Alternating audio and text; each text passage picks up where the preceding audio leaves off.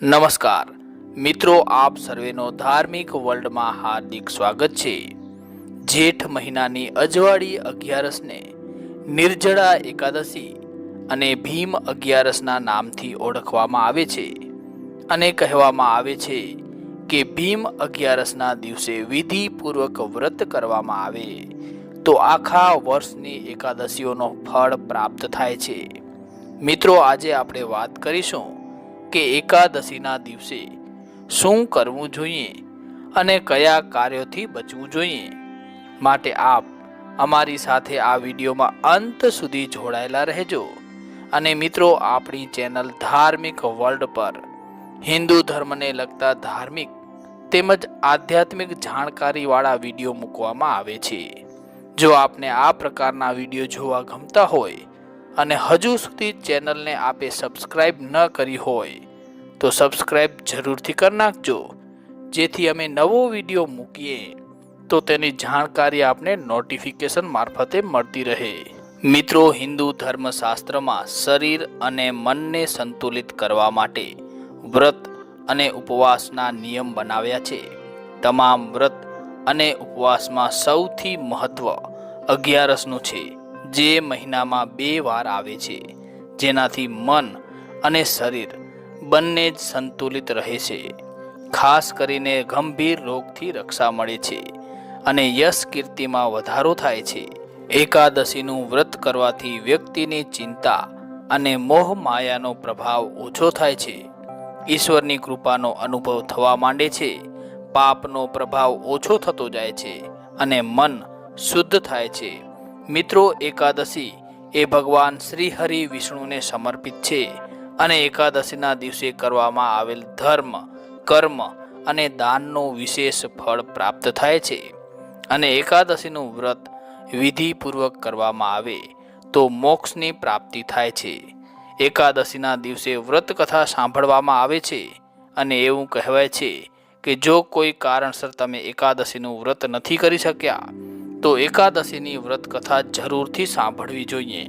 મિત્રો, ધાર્મિક માન્યતા અનુસાર નિર્જળા એકાદશીનું વ્રત કરવાથી સર્વે પાપોમાંથી મુક્તિ મળે છે અને સાથે જ વ્રત કરનારની સર્વે મનોકામનાઓ પૂરી થાય છે અને એવી માન્યતા છે કે એકાદશીનું વ્રત કરવાથી મૃત્યુ બાદ મોક્ષની પ્રાપ્તિ થાય છે।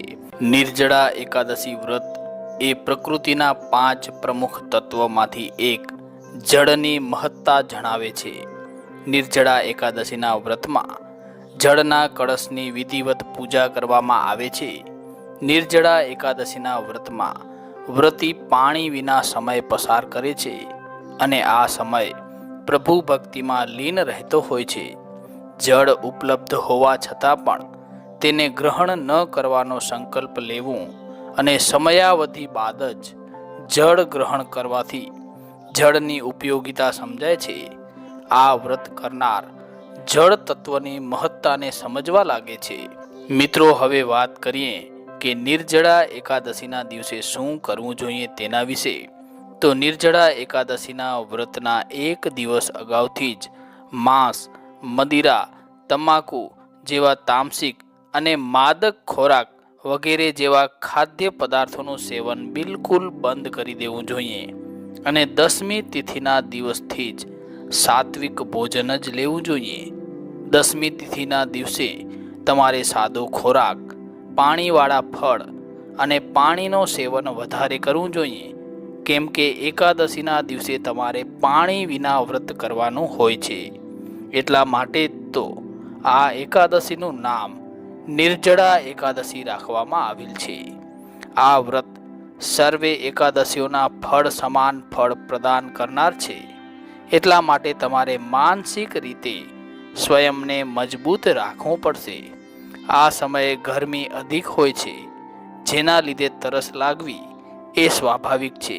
એવામાં નિર્જળા એકાદશીનું વ્રત રાખવું એ ખૂબ કઠિન છે, ત્યારે તમારી માનસિક દ્રઢ પ્રતિજ્ઞાથી જ વ્રત રાખવું સંભવ બની શકે છે।